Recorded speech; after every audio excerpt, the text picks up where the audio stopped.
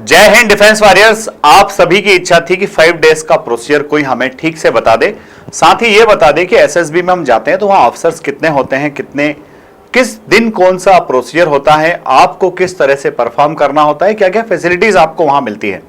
क्योंकि 12th basis पर जो एंट्रीज होती है उनमें मैक्सिमम कैंडिडेट्स फर्स्ट टाइम जा रहे होते हैं, तो सारे कैंडिडेट्स की बस यही चिंता होती है कि क्या होगा, कैसे होगा। तो डियर स्टूडेंट्स, आज का ये वीडियो अगर आप पूरा देखते हैं तो इसमें आपको एसएसबी के बारे में A to Z इंफॉर्मेशन मिलने वाली है। सबसे पहले मैं आपको बताता हूं कि आपके एसएसबी का कंपोजिशन क्या होता है। तो आपके एसएसबी के कंपोजिशन में सबसे पहले इंटरिंग ऑफिसर्स कितने होते हैं।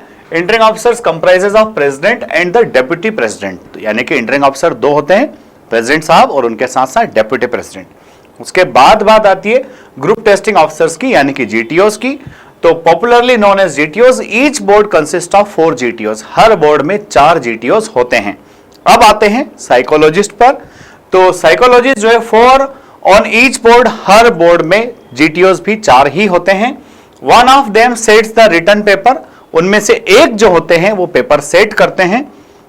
But the answer books are assessed by all of them to expedite the work, और आंसर बुक्स जो है उनमें से हर एक के द्वारा चेक की जाती है। तो इस तरह से एक एसएसबी के अंदर लगभग 10 ऑफिसर्स होते हैं, 2 आईओस होते हैं, 4 जीटीओस और 4 साइकोलॉजिस्ट होते हैं।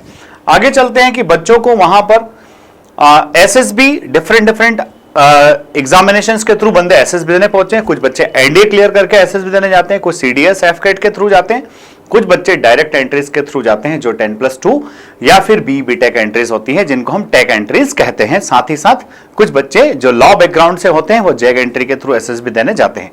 तो अलग अलग बंदे अलग अलग एसएसबीज के लिए वहां पहुंचते हैं। एसएसबीज में आपके लिए क्या ख्याल रखा जाता है, तो देखिए, the selection centre takes all steps to ensure that the candidate feel at home during their 5 day stay at the centre. SSB ने आपको बुलाया है आपके सिलेक्शन के लिए, तो डेफिनेटली वहां पर हर उस बात का ख्याल रखा जाता है कि आप कंफर्टेबल फील करो, क्योंकि अगर आप कंफर्टेबल फील नहीं करोगे तो फिर आपके अंदर का रियल आप कैसे बाहर निकल करके आएगा। तो वहां पर आपकी हर सुविधा का ध्यान रखा जाता है। साथ ही साथ once they are at the lines, they are free to engage in any kind of recreation available at the center. During the evenings they are free to go to the outings. खूब खेलकूद वहां पर कर सकते हो जब आपके test हो जाएं। उसके बाद में अगर थोड़ा टाइम मिले तो आप बाहर भी जा सकते हैं। कुछ एसएसबी में बाहर जाना अलाउ है, कुछ में बाहर जाना अलाउ नहीं है। तो ये एसएसबीज टू एसएसबीज चीजें थोड़ी सी डिफर भी करती है। वहां आपको और क्या चीजें मिलती है, तो फर्निश्ड एकोमोडेशन मिलता है, फ्री मैसिंग मिलती है, फ्री मेडिकल फैसिलिटीज मिलती है। अगर वहां 5 दिन आप रहो, सपोज आपको कोई फीवर आ गया, कुछ और प्रॉब्लम हो गई, तो वहां आपके लिए मेडिकल फैसिलिटीज भी अवेलेबल होती है। फुली फर्निश्ड रूम्स होते हैं, indoor games, TV, magazines and newspaper, ये सारी सुविधाएं आपको मिलती हैं जब आप एसएसबी देने जाते हो। अब आगे बात करते हैं कि एसएसबीज के उन 5 डेज में होता क्या है। तो प्यारे बच्चों, जैसा हम सब लोग जानते हैं, एसएसबी आपका टोटली 2 पार्ट्स में डिवाइडेड है। ये 5 डेज का जो पूरा पीरियड होता है इसको स्टेज 1 और स्टेज 2 कहते हैं। स्टेज 1 हमारा स्क्रीनिंग टेस्ट होता है, और स्टेज 2 जो है हमारा, उसमें psychology test, group testing officers test and interview, ये तीनों होते हैं। तो आपका स्क्रीनिंग टेस्ट जो है वो डे 1 में होता है, और डे 1 में अगर आप स्क्रीन इन हो जाते हैं तो फिर आपके बाकी जो टेस्ट हैं, साइकोलॉजिकल टेस्ट, जीटीओ टेस्ट और आईओ, ये सब मिलाकर के डे 2 से लेकर के डे 4 के अंदर सब होते हैं। 5th डे में आपका कॉन्फ्रेंस होता है। एयरफोर्स के जो कैंडिडेट्स होते हैं, air force candidates who had applied for pilot entry have to first appear in pilot aptitude battery test. Those who are rejected in PABT can never reappear in this test.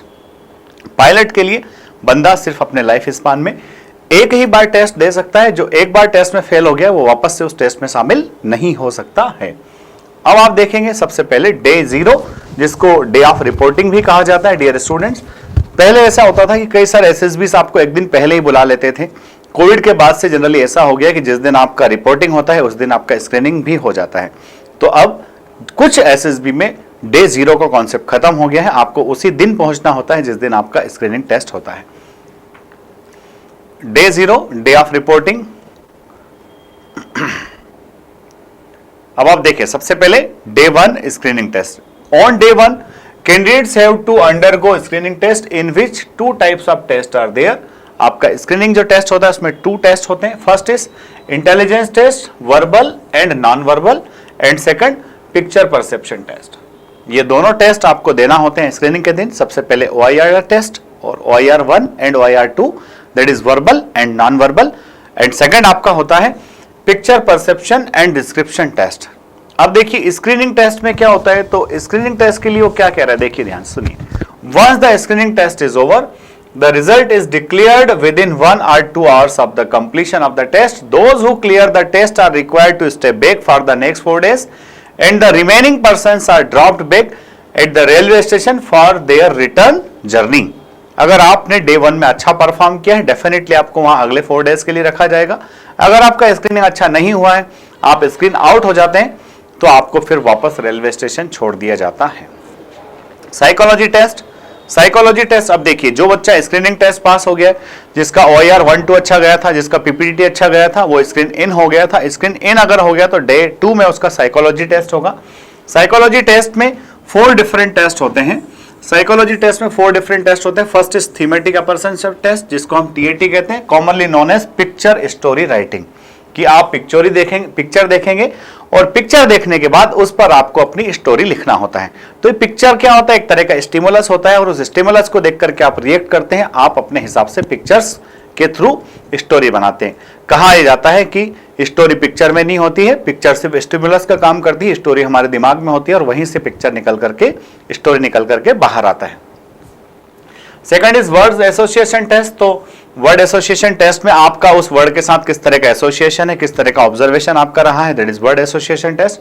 Third is situation reaction test, that is आपका SRT। और next is self description test, description from the eyes of parents, teachers, friends and self, कि आपके जो साथ में लोग हैं, जो आपके टीचर्स, पेरेंट्स, फ्रेंड्स हैं, और आप खुद अपने बारे में क्या सोचते हो। ये चारों टेस्ट मिलकर के आपका साइकोलॉजिकल टेस्ट होता है।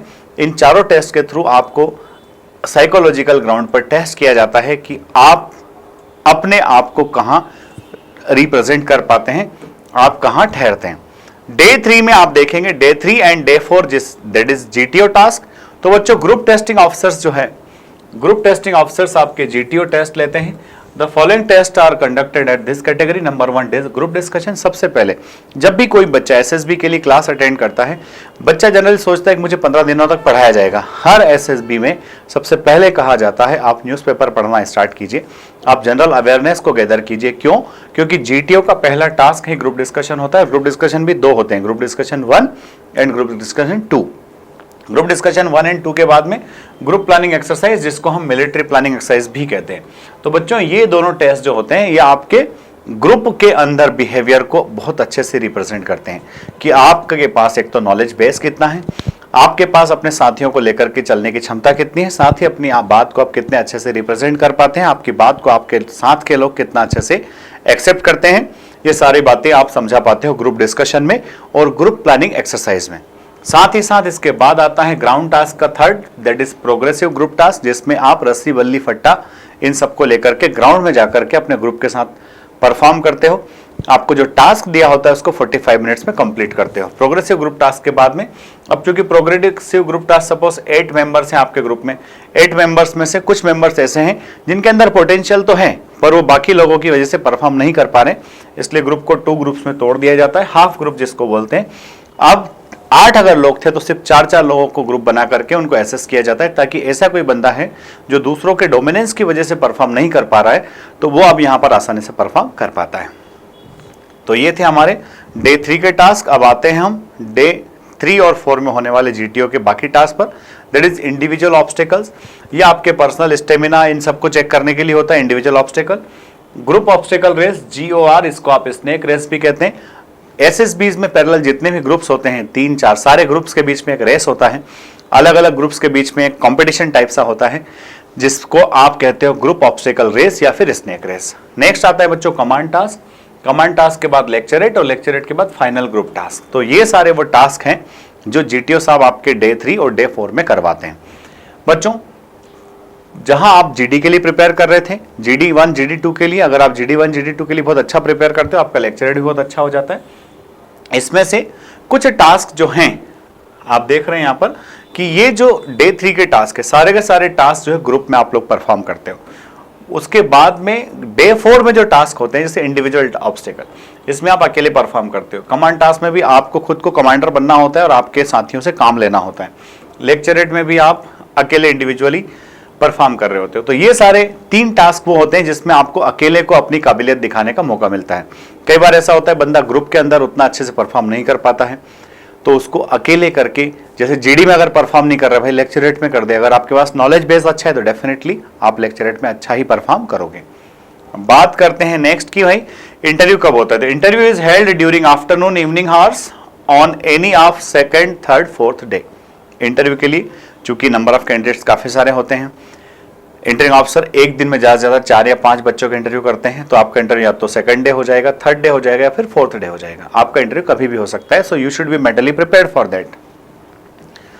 5th डे में होता है आपका कॉन्फ्रेंस, जिसका आपको रहता है इंतजार। On the final day the fate of the candidate for that SSB is decided by the assessors collectively. एक व्यक्ति आपके बारे में डिसीजन नहीं लेते हैं, क्योंकि आपको पता है कि एसएसबी में तीनों अलग अलग एसेसर्स मिलकर के अपने अपने इंडिविजुअल ऑब्जर्वेशंस देते हैं, और तीनों मिलाकर के जब फाइनली टेबल पर बैठते हैं तो कलेक्टिव डिसीजन आता है आपके बारे में, जो आपके भाग्य का निर्णय लेता है।